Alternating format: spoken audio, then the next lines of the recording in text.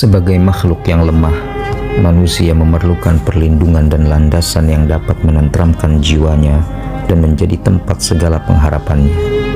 Landasan yang dimaksud itu adalah doa dan tempat perlindungan yang dapat menenteramkan jiwa serta menjadi tempat tumpuan segala pengharapan adalah Allah Subhanahu wa Ta'ala, Tuhan seluruh alam. Kebanyakan orang baru berdoa kepada Allah jika mendapat kesulitan, kesusahan, atau ditimpa suatu problem berat yang tidak dapat diatasi.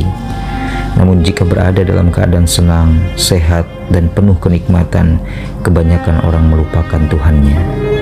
Bahkan ada yang menyangka bahwa kesenangan, kesehatan, dan kenikmatan yang ia peroleh itu adalah semata-mata atas usahanya sendiri, bukan atas anugerah Allah Subhanahu wa Ta'ala.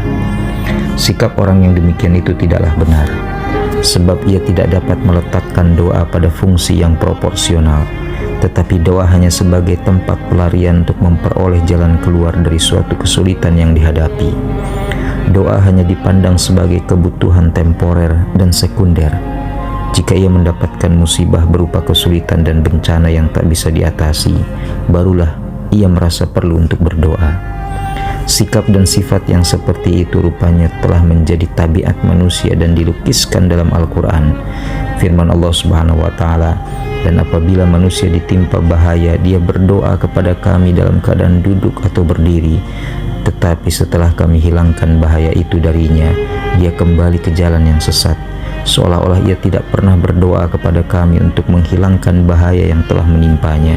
Demikianlah dijadikan terasa indah bagi orang-orang yang melampaui batas apa yang mereka kerjakan. Orang mukmin seharusnya meletakkan doa sebagai satu ibadah yang harus dikerjakan dengan kontinu tanpa memandang waktu dan keadaan. Dengan perkataan lain, dia harus berdoa baik pada waktu senang maupun dalam waktu susah, pada waktu luang ataupun sibuk. Bahkan doa yang selalu dilakukan pada waktu senang memiliki pengaruh positif dengan doa yang dipanjatkan pada waktu susah. Dalam salah satu hadis disebutkan, barang siapa yang ingin doanya dikabulkan Allah di waktu mendapat kesusahan, hendaklah ia senantiasa berdoa di waktu senang. Oleh karena itu, berdoa adalah fitrah atau hajat rohaniyah yang diperlukan manusia. Berdoa adalah suatu ibadah, maka haruslah dipanjatkan atau dihadapkan hanya kepada Allah Subhanahu wa Ta'ala semata, sebab Allah lah yang dapat memberikan manfaat dan faidah kepadanya. Doa yang dipanjatkan dengan cara jujur dan tulus dapat memberikan semangat kepada seseorang untuk mencapai cita-cita dan tujuan hidupnya.